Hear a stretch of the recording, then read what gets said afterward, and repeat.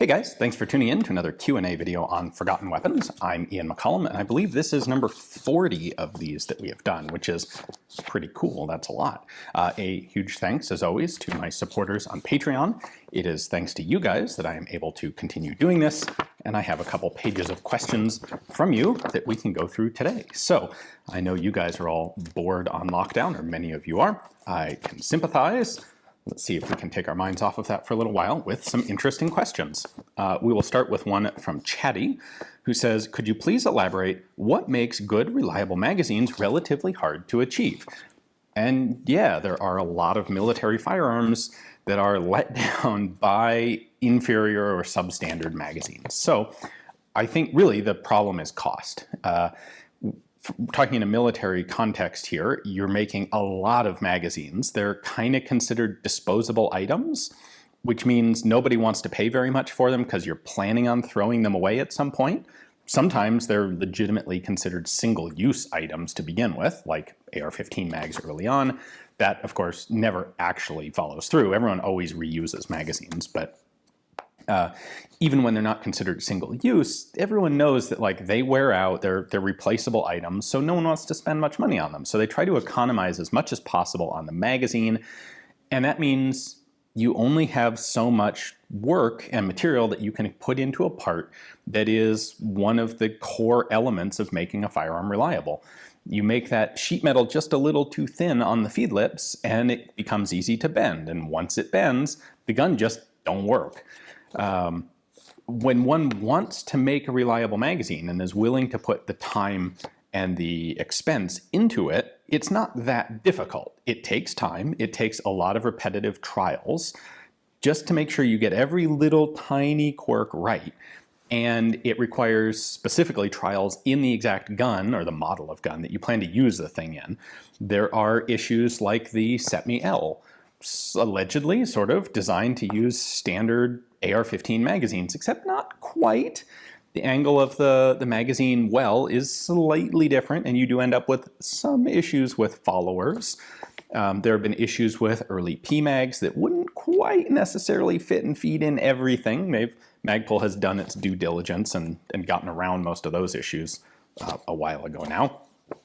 But you have to be willing to consider the magazine to be as important as any other element of the gun. In fact, I would put it up there with, like, put as much time into making sure the magazines are developed properly as you do the bolt, the locking system, the most important core parts of the gun, because that magazine is going to be used every single time and is going to be absolutely the cheapest part in the gun, considering the relative to the amount of work and the importance that it has. We do see some magazines that are universally regarded as being fantastic. The AK magazine is one of them. They were willing to put the money in to make those things extended use items, and they're incredibly durable.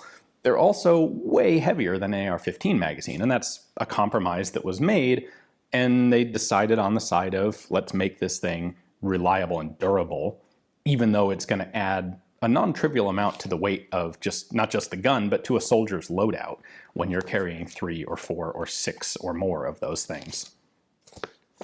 I'm trying to think what a couple other good examples would be. Well, the Thompson magazine is actually probably a decent example. The Thompson mag is a pretty robust thing. There's a lot of money that went into designing it. It's not the most efficient design with its locking system, but that's partly due to the gun itself. Compare that to the Sten gun magazine, where there was much more of an urgency to its manufacturer and a willingness to just, let's make it cheap, let's make it simple, and let's knock out a gazillion of them. And as a result, they are probably one of the biggest Achilles heels of the Sten gun. When that Sten magazine doesn't work, the whole thing doesn't work, and it gives the gun a bad name. Of course, the Shosha magazine also comes to mind, where they were trying to economize on weight and on material, and they were trying to do the whole thing very quickly and didn't have the time to put into a proper, real development setup, development time on the magazine. Coupled, of course, with the terrible cartridge that it had to use. But yeah, I think at a core, the problem is people underestimate the importance of getting the magazines right. They underestimate how long and how expensive it will be to do that. and they're not willing to put in the money and the time if they do realize it. Next question is from Joel, who has asked this question several times, and I finally sat down, did some research to try and figure out an answer for him, and I think I have it. During the interwar years, the Finns were buying and trading all over Europe to get Mosin Nagant rifles, most of which had some level of use and abuse. At the same time, the US government had 100,000 plus Mosins in good condition that they had bought to bail out Remington and Westinghouse for $30 apiece. In the 1920s, the US government sold them off for $3 apiece. Why wasn't there a deal to sell them to the Finns? Even if the government do it, surely Bannerman, etc. would. The Neutrality Acts didn't come into the 30s, so there was certainly an opportunity. I think we have a couple of things here. First off, the US government didn't have as many of these as you're suggesting. It was less than 100,000. A lot of the surplus, a lot of the extra production was actually paid by the Brits, and the guns were sent to them and they handled those. So a lot of these guns didn't actually end up in US military surplus control. The US sent a bunch of them out to Siberia. There's a report in Allied rifle contracts, about 50,000 of them being sent somewhere into Russia and being intercepted in China, ended up in the hands of some of the Chinese warlords and used by them. But then I think more substantially, the time frame isn't quite right. So the US was selling off surplus Mosins for about 10 years after World War I. So basically through the mid, getting into the late 1920s. The Finns, yes, they started looking for arms and dealing in arms right after the end of the war, in 1918, 1919, when they got their independence and the Civil War ended. But for the first several years, they were primarily, as far as I can tell, looking for heavier arms or more complicated arms. They were looking for pistols, submachine guns, and machine guns, and probably artillery as well, although I didn't look directly into that. The thing is, they had gotten a boatload of Mosin Nagant rifles from Russian troops and from the defeated Red Finns in the Finnish Civil War, who had gotten more Mosins as material aid. They didn't really need more Mosins early on. They wouldn't have turned them down for free, but the money that they had, it seems they were much more interested in trying to use for the guns that they were much shorter on, machine guns and such. Now, by the mid-1920s, that's when they start realizing that, you know what, a lot of these Mosins that we have are kind of in bad shape. We've got a lot of bad barrels or bad bores, you know, guns that have been probably used with corrosive ammo and not cleaned well, and they're in need of a lot of reconditioning. And so at that point, they're still not so much looking for new Mosins or complete Mosins. They're looking for barrels. They're looking to refurbish these guns because that's going to be cheaper than buying complete new guns. It's not until like the late 1920s that they start actually making deals to get more Mosin Nagant rifles in general. I think one of the big ones they do is with Poland, where they actually trade a bunch of their leftover surplus Mausers for Polish leftover surplus Mosins, because the Poles are focusing on 8mm, the Finns are focusing on 7.62x54, and it's actually a very cool, convenient trade for both countries. But by that point, we're talking like 26, 27, 28, there aren't really that many surplus Mosins left in the United States for sale. Yeah, they sold slowly, but by the end of the 1920s, they were pretty much all gone. So the opportunity that you're talking about here, I don't think really existed. When there was a big glut of Mosins available in the US, the Finns weren't actively looking for them because they had enough. And by the time the Finns did start looking for them, they weren't in the US anymore, or they weren't available anymore. So as best I can tell, that is the answer there. If someone's watching who happens to have a more detailed understanding of Finnish procurement, I would love to hear from you. If I'm wrong, it's an interesting and good question, and if I've got that wrong, I want to know it. Next question is from Thomas, who asks, where does the Hollywood ricochet sound effect come from? I can't speak to, if you're referring to like a specific sound effect, like the scream of the guy falling off the balcony, I have no idea. But if you're talking about just the general sound of a ricochet, that is very much a real life sound. It doesn't come from the bullet bouncing off something. It comes from a bullet tumbling in midair. And I've heard plenty of it at shooting matches when someone hits a steel target or a rock, or usually not a steel target. A properly designed steel target will splatter a bullet and drop it into the ground. But if you miss a target, hit a backstop, hit a rock, something like that, sometimes the bullet will hit something hard enough to bounce it off. It will ricochet. When it ricochets, it tumbles end over end. And it's that high velocity tumbling that creates the sort of characteristic whirring, zipping sound that is the ricochet. Les says, at one time, sporterizing was a thing. What made it popular and why did it go away? Sporterizing was a thing because at the time, and we're talking mostly 1950s, 1960s, surplus rifles were a heck of a lot cheaper and in greater supply than new production rifles. Maybe not in greater supply, but they were a heck of a lot cheaper than new production rifles. So if you wanted to go out and buy yourself a hunting rifle, it would cost you a whole heck of a lot less to buy some cheap surplus German Mauser or often German Mauser, or you take your Japanese Arisaka. It's going to take a little more work because you're going to have to rechamber it for a cartridge that you can get. But you take your Mauser and you cut off some of the excess stuff that you don't need for a hunting rifle, cut the stock down, get rid of the sling swivels and the nose cap and the bayonet lug, maybe drill and tap it for an optical sight, for a scope, get rid of the iron sights maybe, or replace the iron sights with something fancy. And even if you do a pretty elaborate job of sporterizing, you're probably going to spend less money than if you went out and bought a brand new factory-made hunting rifle.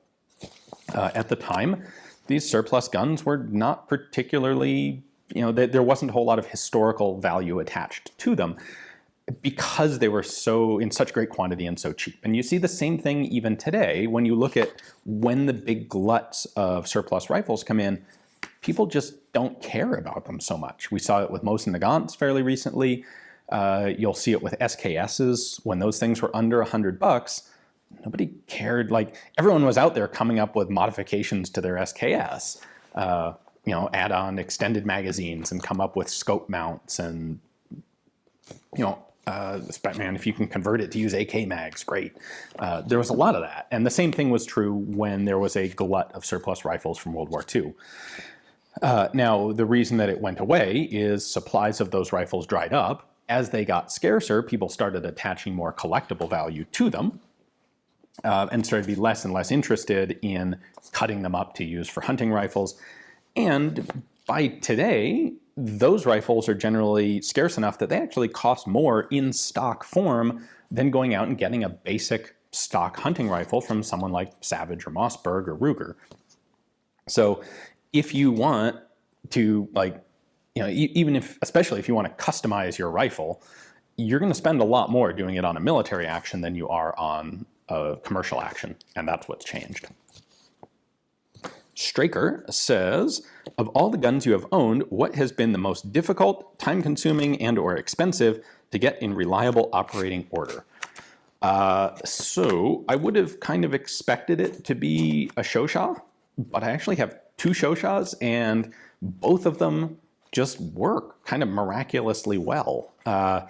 And the one of them I even reactivated myself, having filed the proper forms, and much to my surprise, that one just worked pretty much great with the new bolt and barrel in it. Definitely the one that I can think of that has been the most pain has been this little guy. This is a Moss 38 that I acquired years ago. It's like 3 or 4 years ago now, and never ran well, ever. It was such a nightmare. Initially, my initial assessment looking at it was someone had poorly reactivated this, like the chamber had been plugged and someone had done a bad job of drilling out and reaming the chamber, and it was causing the cartridge to go too far in, which prevented it from getting a good firing pin strike.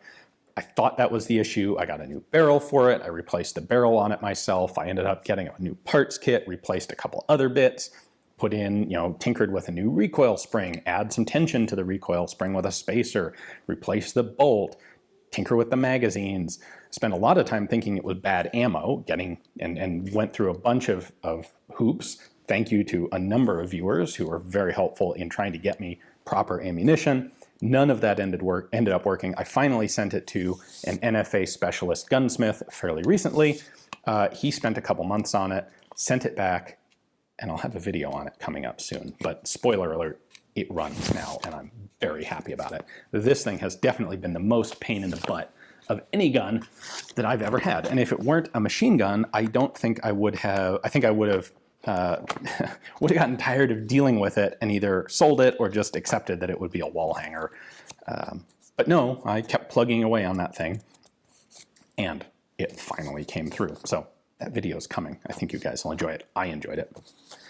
Next up is Jacob, who says, why have the French stuck with rifle grenades for so long?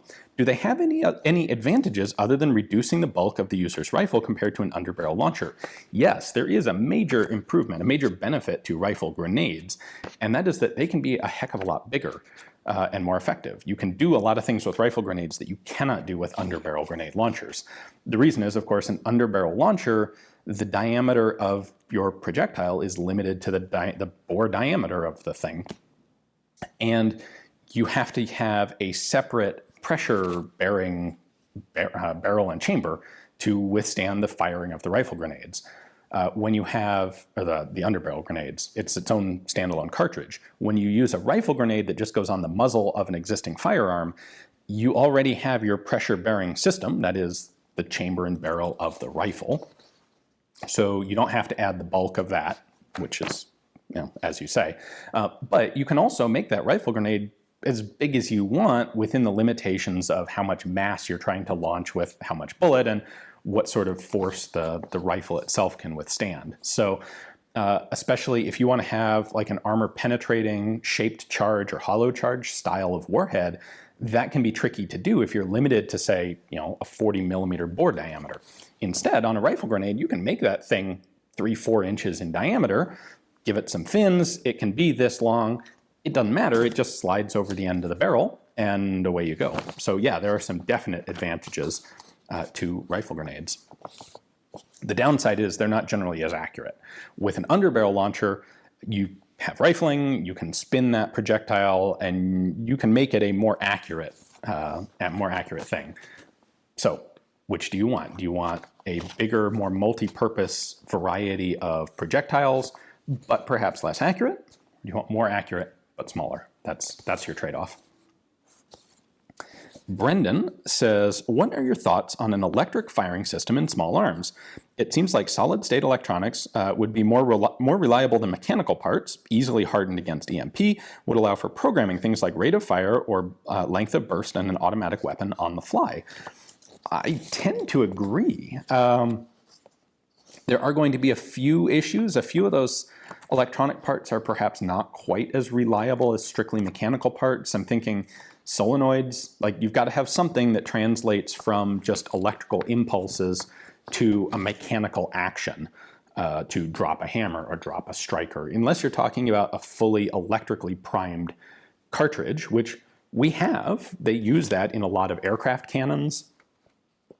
Bigger guns use electrical primers, but it's not something that has yet translated into small arms size. Largely because what I think one of the main problems is going to be civilian use. So a lot of firearms manufacturers are looking at both, they can't rely on just military contracts, because those come and go. They can be big, but they can also be sporadic and temperamental. Most of the big companies are also largely dependent on civilian sales.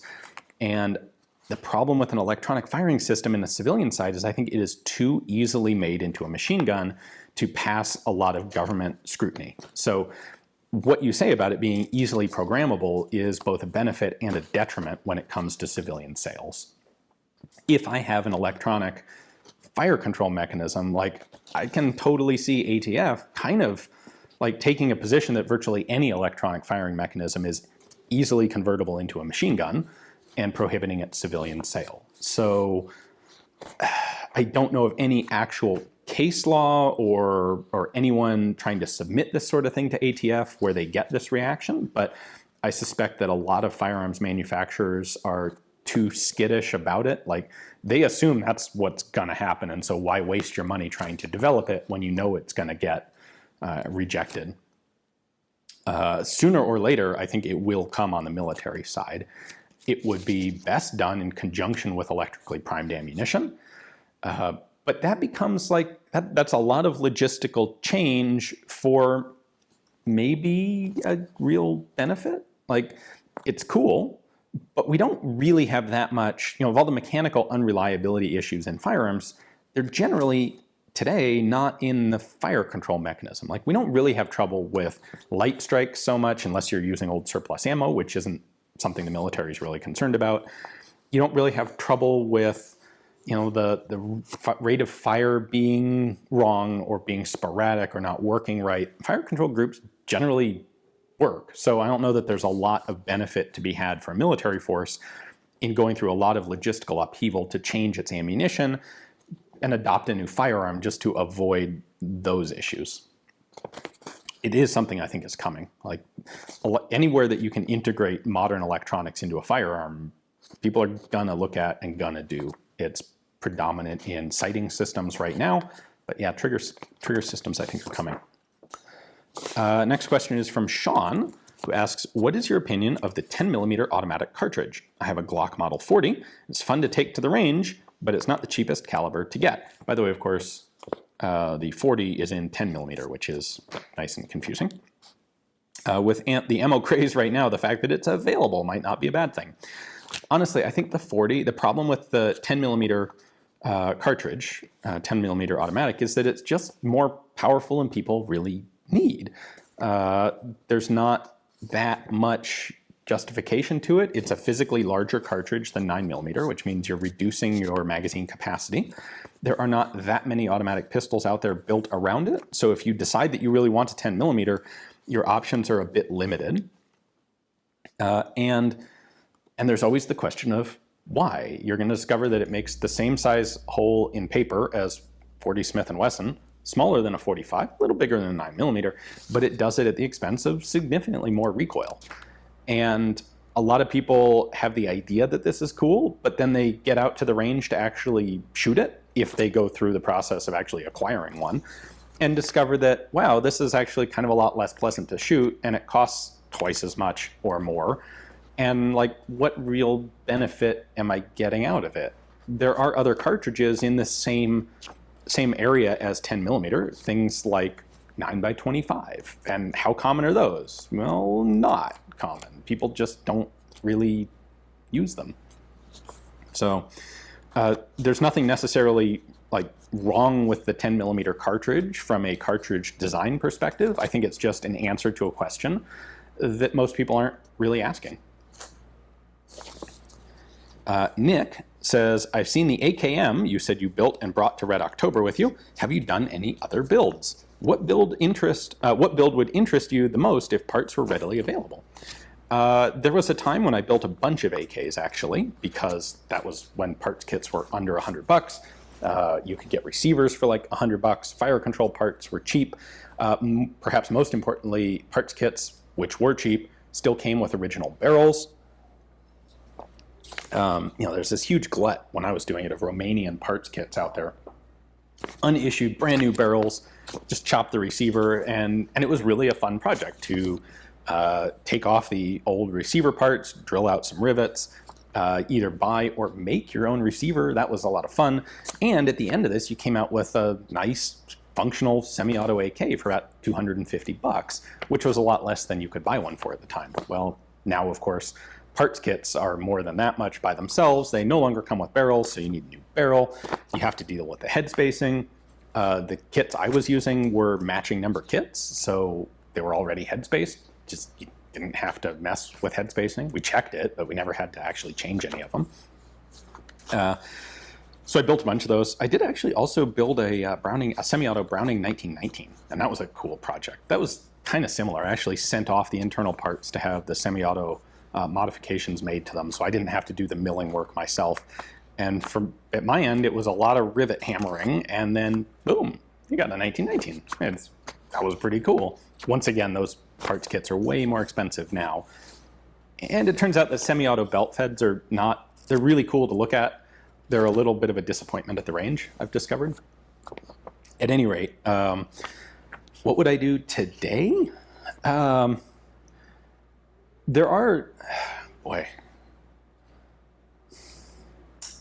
a tough question. I would want something interesting that I couldn't easily get as a factory-built gun. It'd be really cool if you could do something like a Bizon, you know, the helical drum-fed AKs. That would be a fun build if the parts were actually available. Kind of in general, though, I've moved away from the gunsmithing and building side of things. I wasn't, frankly, all that good at it. And with a limitation on time, because I'm doing a lot of things now, a lot more things now than I was back then, I'd rather have someone else do a build and buy a finished product, personally. Let's see, next up, Craig says, if Britain wanted to adopt a rimless cartridge post-World War I, could they have created a 303 with the same bullet in a rimless case? If so, how much modification would the SMLE have needed to function? Yeah, they totally could have. The bullet's really not related to the case at all. 303 is a .311 bullet. You could take that bullet, stick it in a 7.62 NATO cartridge case, and call the thing, 311 NATO, 311 Winchester, 311 Birmingham, something like that. As for what modifications the SMLE would need to work with a rimless case, we can actually see that with Ishapur SMLEs, because after World War II, the Ishapur arsenal continued to build effectively #1 Mark III rifles, but in 7.62 NATO, after the NATO cartridge was adopted, of course. And they're under the designation the 2A rifles, and they're actually out there pretty easily available on the surplus market. A bunch of them came in a while back. Basically, you're going to change the bolt face and extractor a little bit. You're going to change the barrel, obviously, to have the right chambering, and then they changed the magazine to have a slightly different feed lip sort of profile. The follower also is a little different because you don't have to worry about rim lock. But that's basically it. The bolt face, and mostly meaning the extractor, and then the chamber and the magazine. And you can change that thing around pretty easily to a rimless case. Easily from a factory perspective. Like taking an SMLE and modifying it as a one-off project, the 308, that's a lot of headache. But changing the design to manufacture them for 7.62 NATO, that's not a big deal. Let's see, Matthew says, why do so many handgun designs wind up with magazines that are like 80% compatible with other recent models? Typically, like, they'll fit and would function, but they don't have a magazine catch in the same place. Why don't they go all the way to interchangeability? This gets back to our very first question of why are so many magazines problematic? And one of the solutions that manufacturers will take is to use already existing magazine body designs, especially if you're going to do something like outsource your magazine production to a company like Mekgar that makes OEM magazines for a lot of different companies. Well, if you can start with a magazine body profile, stamping, machining, the actual raw body of the magazine that they already make, that's going to cut your costs a lot. You're not going to have to do much development. However, you're designing your own new pistol, so the trigger guard's not quite at the same exact position on the magazine as it might be on whatever the mag body that you're using was developed around. So, you put your locking catch wherever it is that you want it on there. A lot of gun companies are going to make a non-trivial amount of money on accessories like spare magazines, in addition to the markup they make on guns. Generally, accessories have a far higher markup than firearms themselves. So they might actively not want to have their magazines be 100% compatible with someone else's because they want to be a sole source, or at least sort of a limiting source on those magazines to keep the prices up so that they can actually make some money on the project. All right, Donald says, what was the biggest or most powerful standard issue general purpose infantry cartridge ever issued, and how did it go for them? So the biggest one that I can think of is the Swedish 8x63 millimeter, which was basically like a 150 grain projectile at like 3,100 feet per second. So 30-06 plus P. And it didn't go all that well. The idea was we're going to make a machine gun specific cartridge that's extra powerful for use as an anti-aircraft weapon and long range, maybe indirect fire. But we want to give the crewmen for those machine guns rifles that are compatible with the ammunition that they've already got. Like, why do we want to issue two very similar cartridges to these guys when we could just give them rifles that use the machine gun ammo. And so that's what they did. It was adopted as the Gevar, I don't know the exact Swedish pronunciation, 40. And it was basically a Kar 98K chambered in 8x63, which is chunky. This was a high pressure, powerful round. And it was, of course, too powerful, excessive recoil, lightweight rifle. What they ended up doing was scrapping the idea completely. I think they just got rid of the rifles and gave the guys standard rifles, which for Sweden would have been 6.5 by 55, which is a far nicer cartridge to actually shoot in a lightweight shoulder rifle. A couple others that come to mind, the British came close to adopting the 276 Enfield, which was 7 by 60 millimeter, kind of on par with a 7 millimeter Remington Magnum. That was another high pressure, very powerful round. They wanted to get a very flat, long range trajectory after their experiences in the Boer War, trying to shoot out on the plains of South Africa. That went through like early field trials. It was going to be the pattern of 1913 rifle, which I have a video on the pattern 1913 you can check out. Ultimately, World War I got in the way. They decided it wasn't too much trouble to try and change all of the infantry rifles around. We'll just stick to the SMLE through World War I, and then they ended up sticking with it through World War II as well, or the 303 cartridge at least. The 280 Ross also came to mind. I don't think that was ever actually really considered as a military cartridge, but kind of comes close. That one was 7 by 66, which is another one that's definitely in the light magnum sort of category. All right, Dave says, what are your opinions on small arms that use a relatively unique ammunition, like the MP7 or P90? Do they really have a place in the armed forces due to their incompatibility with other weapon systems? Yes, I think they totally do. I think ammunition compatibility is much less of an issue in a case like this than some people might think.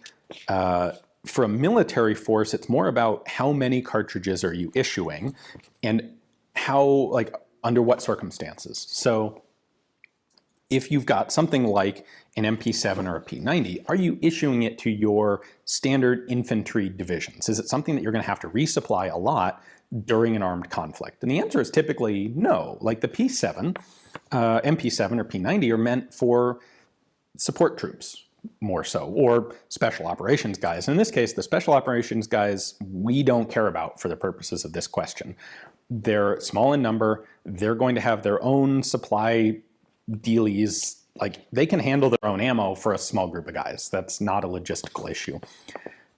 If you were trying to issue, the place this would become a problem is if you're going to give, you're going to issue out a handgun in 9mm and an MP7 in 4.6, and then let's say you've got a submachine gun in 9mm and a rifle in 5.56, okay, now you've got 4 guns in 3 different calibers, and that becomes an issue.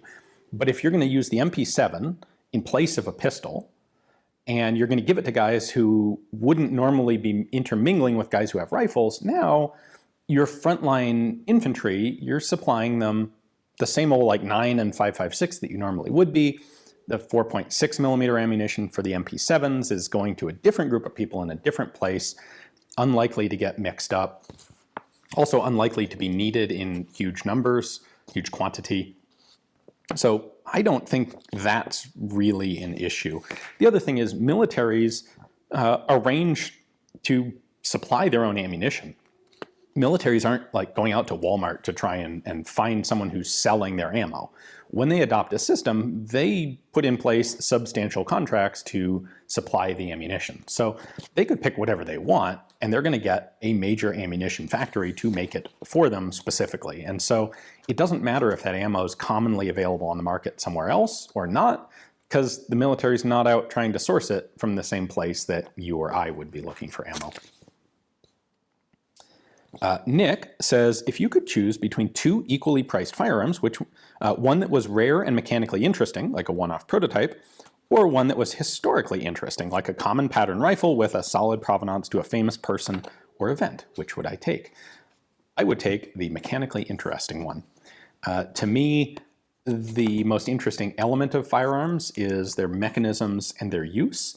And if I had a rifle that was specifically tied to a particular historic place or person, first off, if it's a standard pattern rifle, there's not a whole lot that I have to actually learn from owning one with a specific historical context.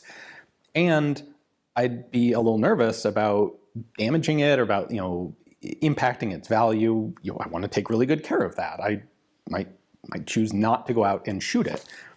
If I was going to have that gun, I'd kind of rather have just a run-of-the-mill standard version of that same common pattern rifle. I'll sell the one that has specific historical provenance to someone else who's more interested in that and use the money to buy something that is mechanically weird, that is going to show me something that I haven't seen before or give me an opportunity to shoot something that I haven't had a chance to shoot before. Sorry guys, the mail just arrived and, oh, yeah, right, I don't need that quite yet, do I? All right, let's see, where were we here? We were at Tor's question, which is, I think I spotted the book Kongsberg Colton in a bookshelf behind you once. Assuming you don't read Norwegian, I do not, in fact, read Norwegian. Do you buy weapons literature in other languages than English? How do you do the research if the documentation is not available in a language that you can understand? So yes, I do buy gun books in languages other than English that I don't read.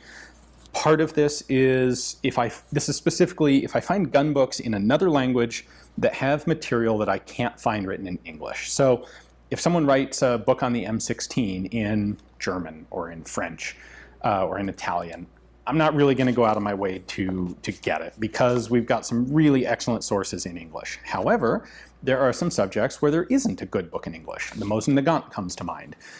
I don't really have a good full-scale book in English, but there is a 2-volume German set called Drei Linien, or 3-line rifle, which I bought, and there's also a recently published Russian book on the Mosin Nagant. I don't read Russian or German. I got both of those books basically because I don't think it'll be very long before computer-assisted translation technology will make it basically irrelevant what language a book like that is written in. Now, there are already a few translation sort of apps or tools. There's a Google Translate app on a phone that you can just hold your phone camera up to text and it will auto-translate it. At this point, that app is not all that good. It's fine for restaurant menus or street signs. It's not good for technical literature. What I will do on occasions when I need something out of that book, generally I can muddle my way through and figure out what section I'm trying to read. I will then either scan or photograph those pages. I'll run those pictures through an OCR program to get plain text out of them, and then I'll drop the text into Google Translate on the web, which is a much more robust system than their phone app. And translation's not perfect, especially a lot of technical terms don't get translated properly, but because I understand the context of what I'm looking at, I can generally get really good, understandable information out of the process. Now, that's a very slow process. You can't read a whole book that way, not effectively, not efficiently, but if there's one specific thing, the Mosin Shui books on Austrian self-loading pistols, for example, are a great example where I've actually done this. A couple pages will tell me what I need to know about a specific weird model of early Roth-Krönke pistol or something similar. So, yeah, I buy gun books in other languages when they look like they're particularly good. So, let's see, next question is from Peter. It says, have you ever been asked to be a consultant for any kind of media, movies, TV shows, websites, etc.? I've done a few video games. I actually did some legit, contracted consulting work on Battlefield 1, although not very much. I know they used my videos as reference material for what guns to put into BF1 and I think also BF5, as well as using them as a basis for some of their 3D renderings. That's cool. I've been on a couple of TV programs, but they're all very gun specific. I've never been asked to do any consulting on as a firearms consultant on a more general interest movie or TV show. Although something like that would be really cool. I think that'd be a lot of fun to try if someone had a show that actually called for my particular sort of understanding of firearms. Most of the time you're looking for what was the standard stuff in such and such time period, and there are lots of people already in the movie industry who are good at that. They don't need me for that. Blaze says, what is your opinion on Islay Scotches? I love them, but it seems a very acquired taste. It is an acquired taste, and I am thankful for that, because the fewer people that choose to acquire it, the more of the really good stuff, like Lagavulin 16, there is for people like Blaze and I. I am a big fan of Islay Scotches. The whole point of Islay is that they're heavily smoky, peated Scotches. And the reason is Islay is this big island off the west coast of Scotland that for a long time has had no trees. And part of the distillation process is you have to get your barley wet, and then it starts to germinate, and you then kill it once the starches in the barley have turned into sugar. Use the sugar to ferment and distill. Well, you kill it by heating it. To heat it, you need to burn something. Traditionally, that's wood, and wood smoke doesn't really impact the flavor of the barley all that much. However, if you're on Islay and there are no trees, you're out of luck. So instead, for fuel, you use peat, which is basically very, very old compressed plant matter. You cut it into bricks, dry it out, burn it in a kiln or a furnace, and it has a very distinctive aromatic smoke that it puts out. And if you run that smoke actually through the barley itself, the barley acquires that smoky flavor, and it persists all the way into the finished whiskey. So there are, I think, 8 different distilleries on Islay. I like pretty much all of them, but Lagavulin is my favorite. Next up is Noah, who says, any thoughts on why the Taurus Judge and Smith & Wesson Governor were relatively well received, but the Mill Thunder 5, which predates both by over a decade, never became as popular? So if you're not familiar, these are all revolvers that chamber the 45 Colt /410 shotgun cartridge, and they have very long cylinders, either 2.5 or 3 inches long, to accommodate a full-size 410 shot shell cartridge. And they are marketed as being, well, they're generally understood to be very effective, like really powerful guns, because they'll fire shotgun shells and they, a ton of pellets going out, and it's way more effective than a bullet. The reality is that's kind of nonsense. They are absolutely not a firearm I would want for any sort of defensive use. They tend to have poor accuracy with 45 Colt. They have terrible patterns with 410. 410 buckshot is like 3 pellets traveling about as fast as you can throw them. 410 birdshot is next to useless. No one should use one of these guns as a defensive firearm. However, they are very memey, and that gets to part of why the Governor and the Judge are popular and the Thunder 5 was not. The Thunder 5 came out before the era of online social media. That's not the only reason.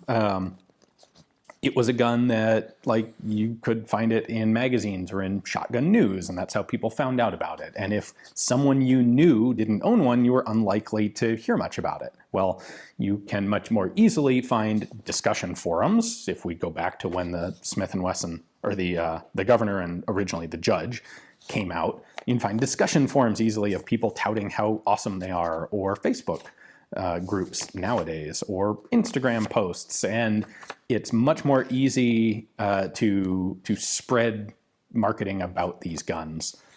Basically, viral marketing, in effect. People who get them think they're awesome and want to convince you that they're awesome. In addition, Taurus is a major gun company. It has a lot of money, and it's able to do things like easily stock Taurus Judge revolvers in gun shops.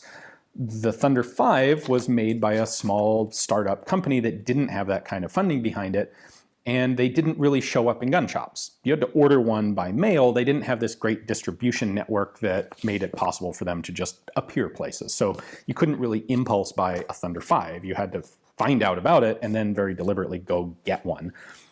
Taurus Judge, you show up at the gun shop and you're looking at cylinder, cylinder, cylinder, cylinder. Oh, that one's twice as long. It must be twice as good, and it fires shotgun shells. And my buddy online in the Facebook says it's fantastic because, man, look, it fires like 1,000 pellets out of this little birdshot round. Anyway, those are the 2 main reasons why the Taurus Judge and the Governor, trying to pick up on its marketing, succeeded where the Thunder 5 did not.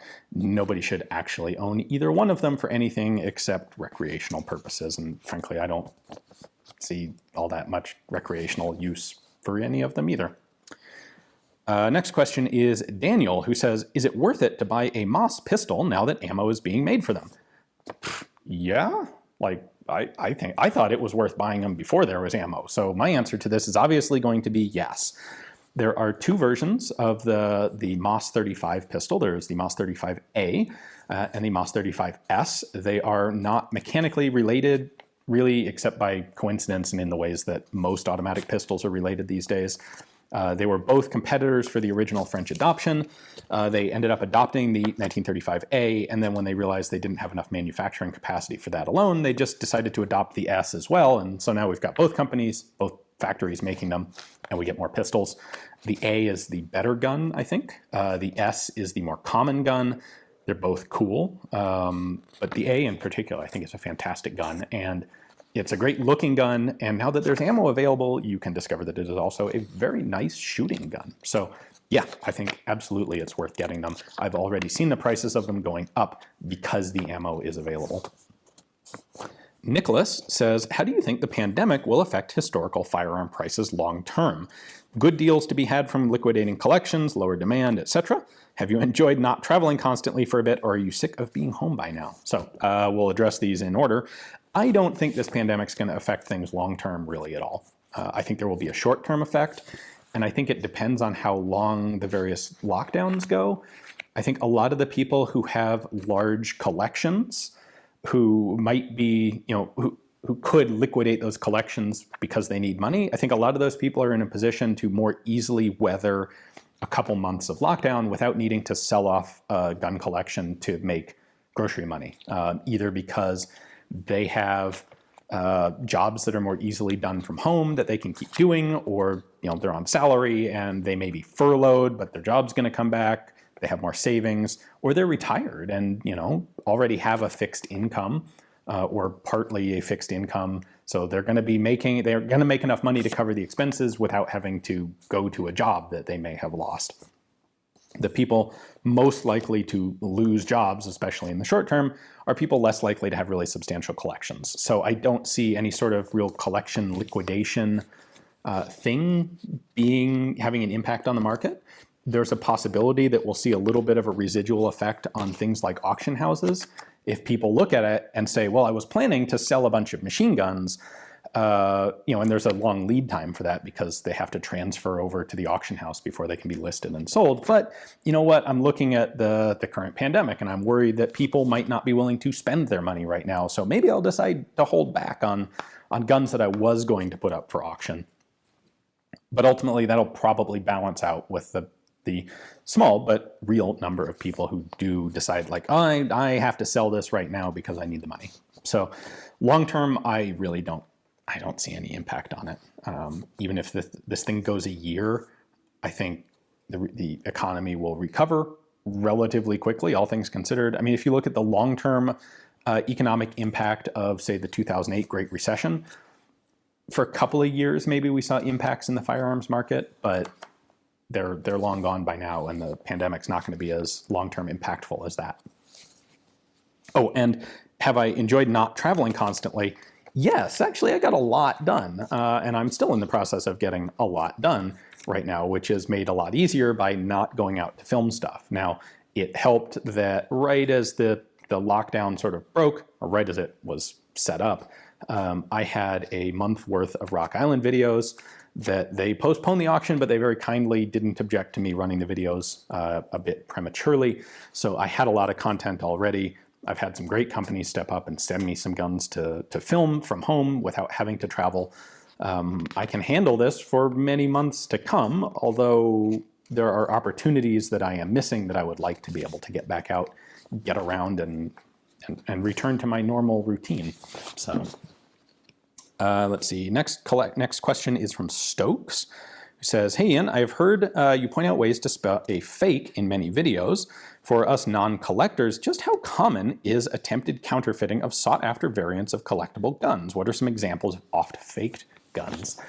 It's a mixed bag. There are a lot of factors here. So it's a matter of how much more money can you get by turning something common into something rare, which is a combination of what's the difference in value and how much work does it take to make a counterfeit. So the very simplistic things would be some stuff like Steyr Mannlicher M95 straight pull rifles, Austrian military rifles refurbished for World War II that some importer, and I don't know exactly who it was, stamped fake swastikas on, swastikas and Waffenamps. And the idea there was it's a pretty cheap gun to start with. There's a lot of them out there and they're not really in high demand. They're not worth all that much. But, ooh, if you had one of those rare ones that was actually German stamped, because it's got that swastika on it and people love that thing, then you could probably easily double the price.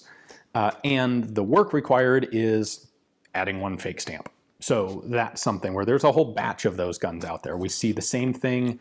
There's a batch of Star Model B pistols that were fake Waffenamp by some importer for the same reason.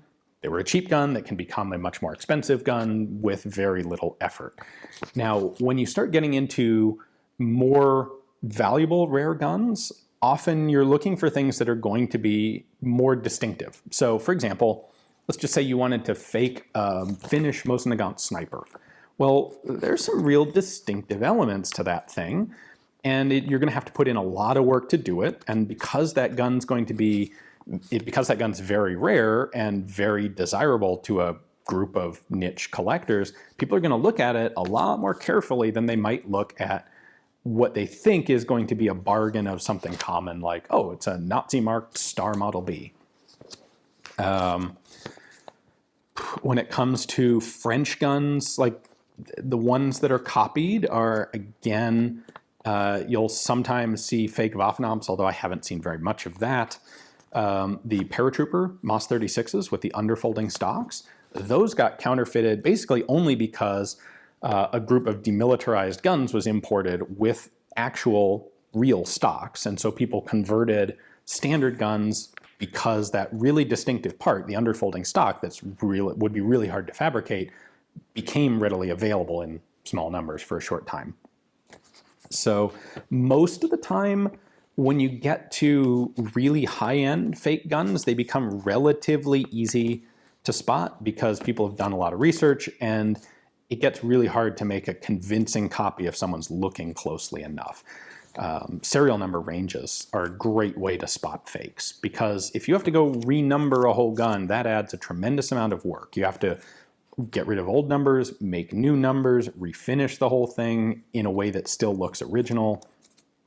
That's the sort of stuff that kind of you can only do to guns that have very few distinctive mechanical elements, where just a serial number range is enough to make it really valuable. So as a general rule, it's the low effort ones that we see a lot of. Like I said, fake Waffenamp stamps, party leader PPK pistols, where all you have to do is go buy a fake reproduction grip off of eBay, because there is no serial number range known for the pistols. You drop the fake grip on the pistol and presto, now you've got a $10,000 gun instead of a $1,000 gun. So those are the areas where you have to watch out. Thomas says, I was reading your book and wondering if the Meunier A6 was better than the RSC 1917. In a couple of ways, it probably was. It is certainly a more refined gun. It might be more accurate, although the RSCs were actually known to be pretty darn accurate guns. As a general rule, I would say, however, no, the RSC is the better rifle for a lot of kind of big picture reasons. The RSC is a far more resilient rifle in dirty conditions. The Meunier is a short recoil gun where the barrel is actually sliding inside a very closely fitted barrel band, and it does not take much at all to jam that up, and then the gun simply stops working. It's a long recoil system, which is just one of the more complicated actions in general. It's a far more expensive gun to produce. Certainly, the French military was far better off with the RSC 1917 than they would have been trying to manufacture a large number of Meuniers. And if you told me I had to go fight in World War I with one of those two guns, I would definitely take the RSC. The RSC has some hindrances. Its clip loading system is awkward at best, but in general, it is the better of the two guns. In our last question, we're going to end with kind of a fun one. So I often get virtually every Q&A that I do, someone will ask, usually a couple people will ask about, like, you're in charge of the army of blank at blank period, what guns do you pick for them? Peter today has asked, it's 1945 and you are the head of a newly independent nation's ordnance department and charged with choosing from all the world's small arms to equip your army. But you are a traitor. What are the worst, most expensive, or least compatible infantry weapons you could choose? That is a fun twist on what has otherwise, to be honest, become kind of a boring question to me. And so I thought about it, and I think I came up with a pretty awful set of guns for the newly founded country of Elbonia. First off, so I figure we'll go with a pistol, a rifle, a submachine gun, and a machine gun. And then there's a debate about, like, would you need a light and a heavy? So we'll get to that in a moment. We'll start off, just off the bat, with the submachine gun. And I'm doing this entirely with guns that were in use in World War II. So it'd be easy to go back and go, like, oh, well, the Shosha is the worst light machine gun really ever put into major service, so let's do that. Well, they didn't really use it in World War II. Yes, I know a few places, a few variants, but I tried to do this specifically with guns that were in active, serious use. Like, people deliberately chose them. So for a submachine gun, I would go with a Swiss MP41/44, largely because of expense. And I would chamber it in 30 Luger. Now, the Swiss used it in 9mm Parabellum, but the Swiss were big fans of 30 Luger, and they would have been thrilled, I think, to manufacture that gun, or really any gun, in 30 Luger for sale. So we've got our MP41/44. It is a super complicated locked breech. It's a toggle locked submachine gun. The rate of fire is too high. It's far too expensive. Like, that gun alone is going to bankrupt the new Elbonian military. The 30 Luger cartridge isn't bad, though. Then, for our handgun, what I'm going to do is argue that, as we've seen with developments in countries like the United States, we want a little more power than just a handgun for our support troops. So instead, we should up the firepower availability, not by giving them a carbine like the M1 carbine, because that's a little too big and too clumsy, but let's give them a machine pistol.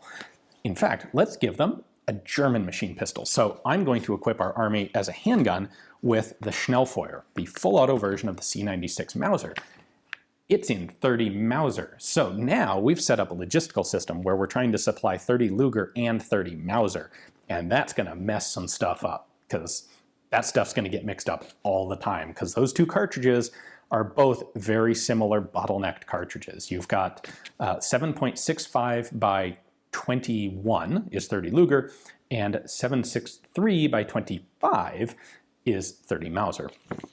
So I kind of like that little devious plan there. And then, of course, the Schnellfeuer is an awkward gun to shoot. If you don't issue stocks with it, the guns are uncontrollable and useless, far worse than a typical semi-auto pistol. But I think I could make the argument to people who don't know better that it's a machine pistol, so it's definitely better to have than a semi-auto pistol.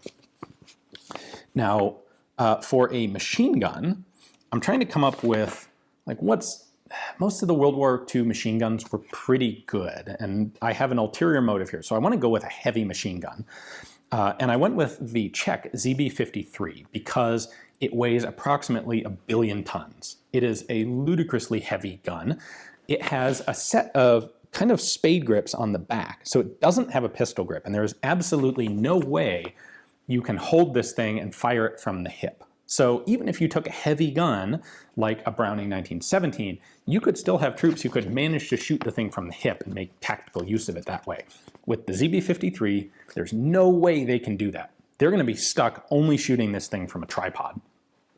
And then, on top of that, well, I mean, it's super heavy. It doesn't have interchangeable barrels, so it's going to be awkward. We're going to chamber it for, as we touched on earlier in this Q&A, we're going to chamber it for 8x63, the Swedish machine gun cartridge. Again, well, under the guise of, we want a good, powerful machine gun round. It'll penetrate a lot. It's great for long range. We can use it for anti-aircraft use as well. You know, more power is more gooder, right?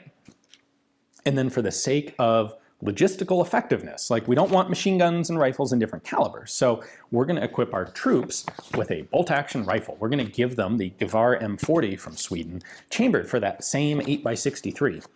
In fact, we might even cut it down a little bit, because what, again, we've seen from World War II is that combat's taking place at relatively short ranges. We can go with short barrels. We don't really need, full-size rifles. Light, handy carbines are better than big, heavy long guns. So what I want to do here is take the biggest, heaviest recoiling infantry rifle cartridge I can possibly find and pair it with the handiest, lightest actual gun that would have been in use. So a Kar 98K in 8x63, or like if we could figure out, let's take a German G33, like a 3340, one of the mountain troops carbines that's got an even shorter little barrel on it, and stick that in this Fireball light Magnum cartridge. That will basically make the infantry totally ineffective with rifle fire.